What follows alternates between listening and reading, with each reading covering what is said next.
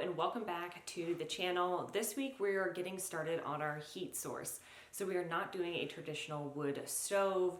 We had looked at purchasing them and we had thought about it, but we had also been contemplating doing what's called a rocket mass heater. So we decided instead of purchasing a wood stove, we are going to go with building a rocket mass heater. And the biggest thing is that it's more efficient and it's going to put off more heat.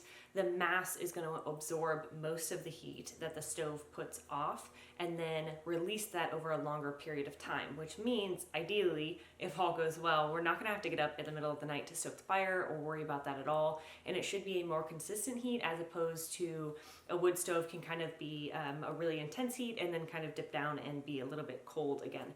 So we're going to get started on that. We have, I think, all of the supplies that we need. We may be missing a few things with the piping, but we're going to get started on the bulk of it, which is building the mast.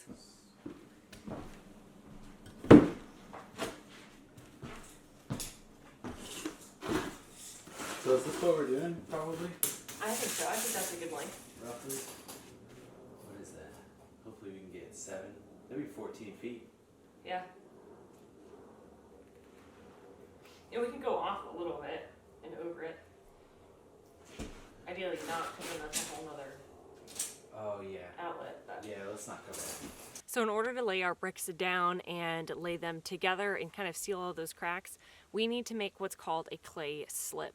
Now, we have a lot of clay in our soil, but it's not 100% clay, but from our research, that should be okay. It's clay and sand, so it's not any crazy different material. It's about 50-50 clay sand.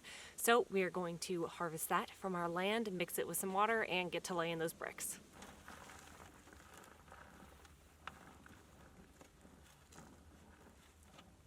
Oh, we could probably just do this over here. Easier.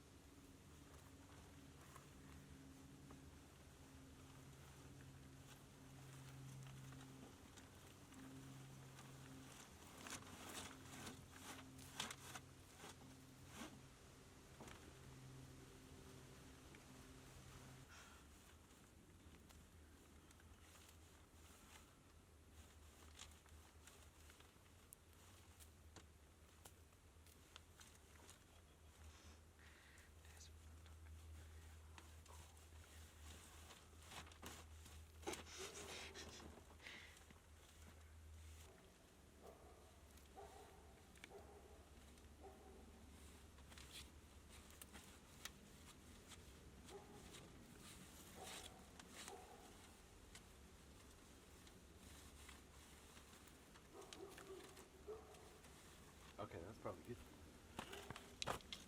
Stop. Hey, look at that. I know. We could probably sell this too. I know.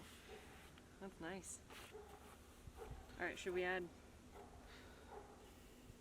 Oh yeah, and then mix it. Yeah. Forgot about that. Yes. Oh, that's nice. I don't know. I think that that's a lot.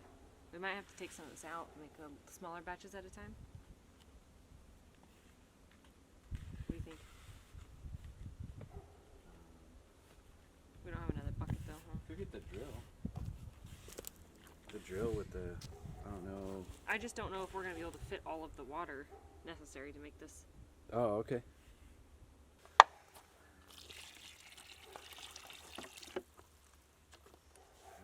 Mixing stick? No, that's all right. You just gonna use your hand? Yep.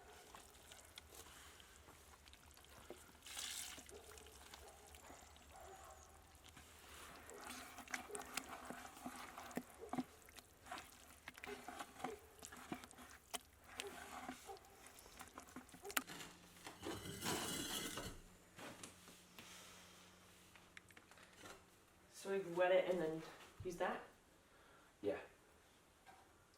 Just the side we're putting it on, right? Yeah.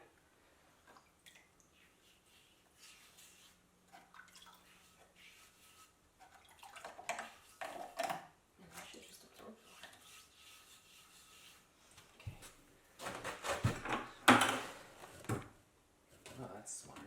Here, you want that bucket closer?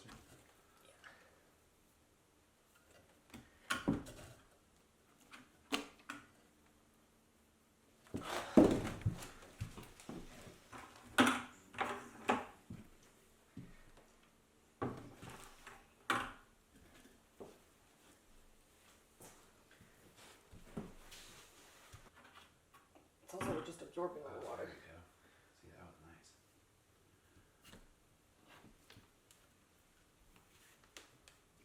My shoes may end up gapping.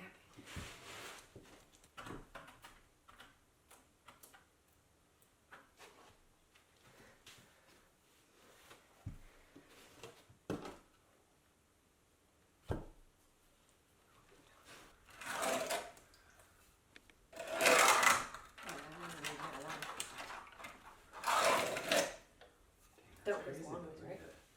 I know. Just sticks. Yes.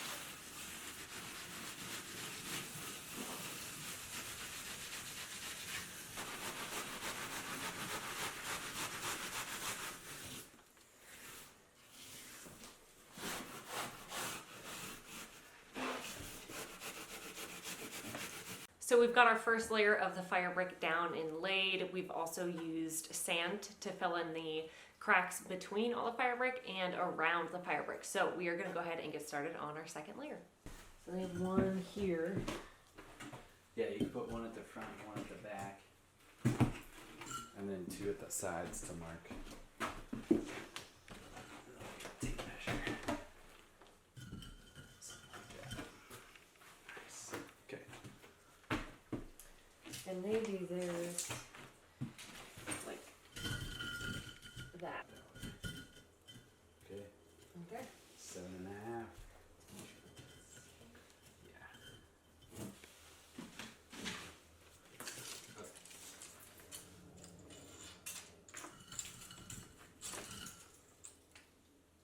24. Okay.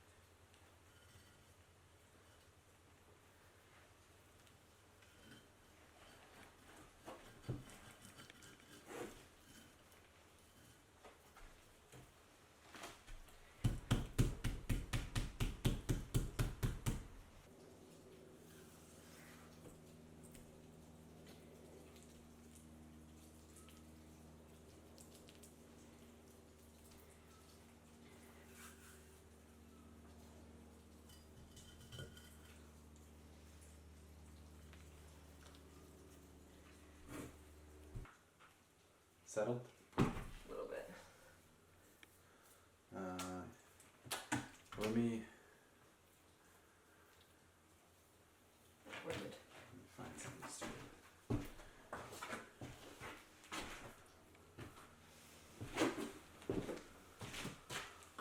Oh yeah.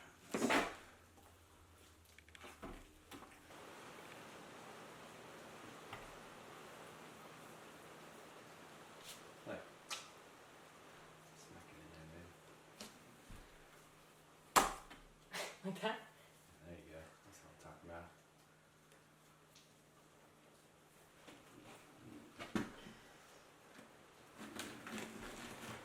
Oh, Jesus, I just.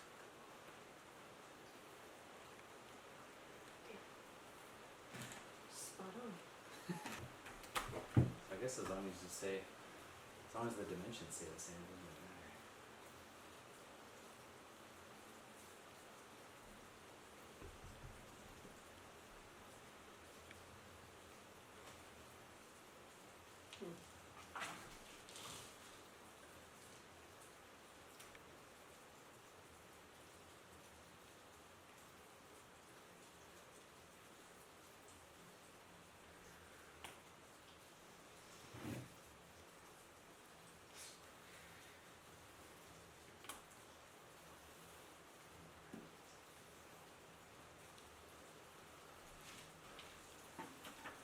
I mean, sure.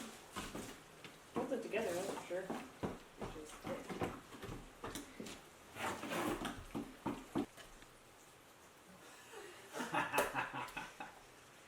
Oh, he's not messing around now. Serious. Ah. She's a Mason.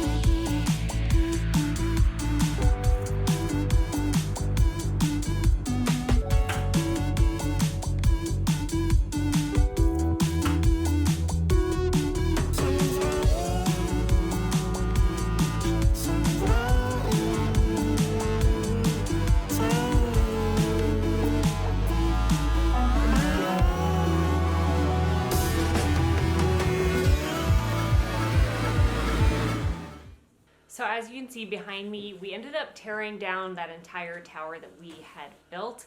And that is because upon further research, the one layer of the thicker fire brick and the cement board is just not enough insulation between how hot the fire is going to get and our wood floor. So we tore all that down. We have a layer of sand, gravelly kind of stuff. It's no big rocks. We've sifted out the gravel that we had gotten delivered for the road. We had gotten some extra loads and we sifted that to get some fine sand. And then on top of that, we have put, it's perlite actually. It's the same stuff that goes in the garden when you buy the soil mix. It has perlite in it. This is the same stuff. It has some really, really great insulating qualities, and it is often used in the building of a rocket mass stove heater. So we are finishing up getting another nice good layer of perlite on top. So we should have about an inch of sand and then about an inch of perlite, and then we are doubling up the layer of fire brick that we're putting down. So originally we had one layer of the thick fire brick,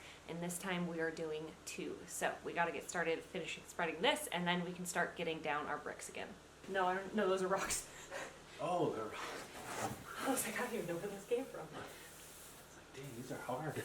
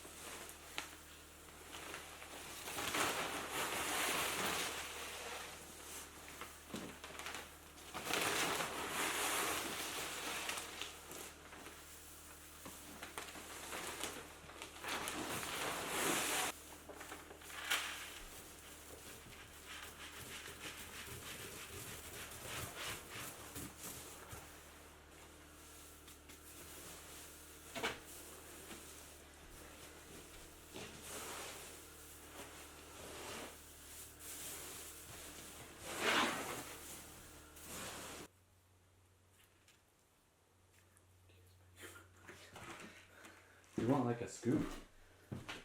Want like a piece of plywood? I have no idea.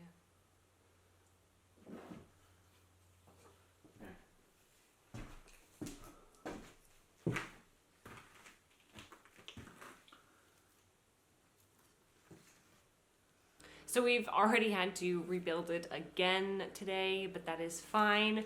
We have officially gotten to the point where we can start building the heat tunnel, the part where the fire is actually going to go through. So we've gotten the base completely down, and now we can go ahead and get started on that.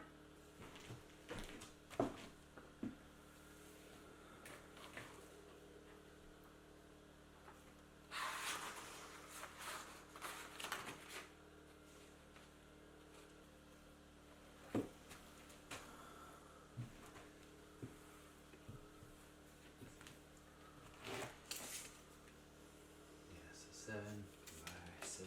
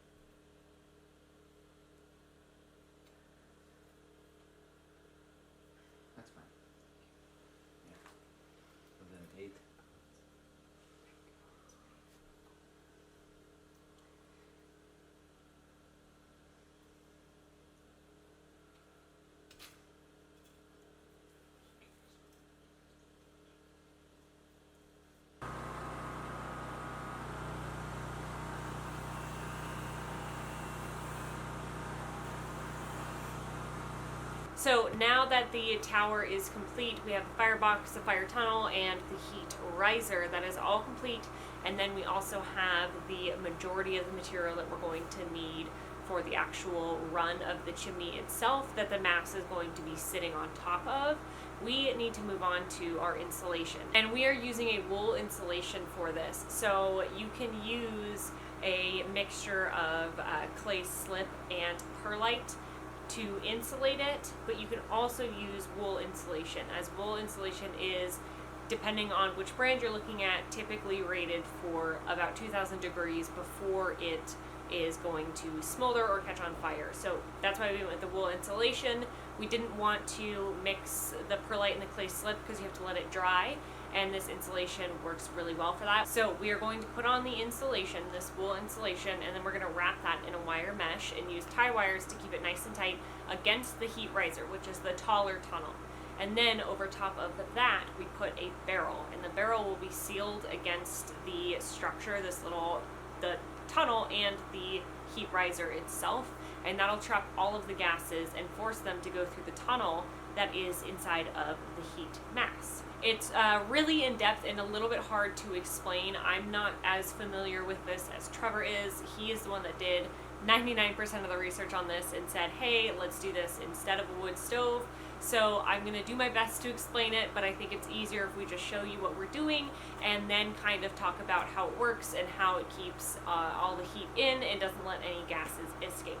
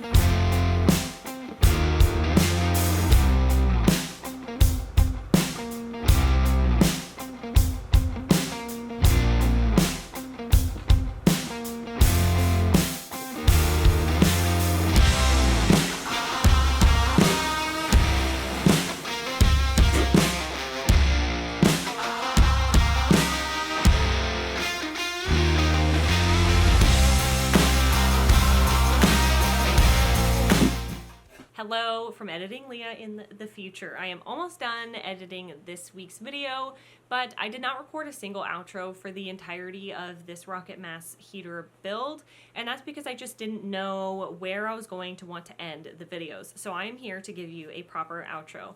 But if you have any questions about our Rocket Mass heater build in particular, leave those down in the comments and we will get to as many of them as we can. And I will also link the book that we used as a guide to build this down in the description, and it is an Amazon affiliate link.